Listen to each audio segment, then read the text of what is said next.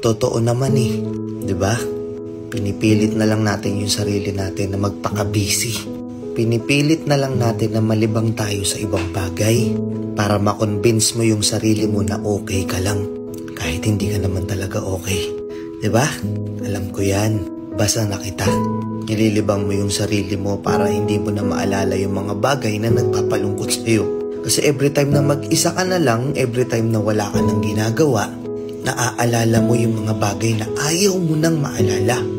Naiisip mo yung mga bagay na ayaw mo nang isipin. Kaya pinipilit mo na lang magpaka-busy. Huwag na tayong maglokohan dito. Alam ko hindi ka okay ngayon. Alam ko maraming bumabagabag sa'yo.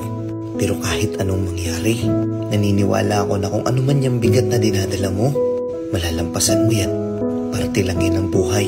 Kung wala mang nagsabi sa'yo nito, kung lahat man ng tao sa paligid mo wala nang pakialam sa'yo, gusto ko lang malaman mo na oo ako, naniniwala ako na magiging okay din ang lahat.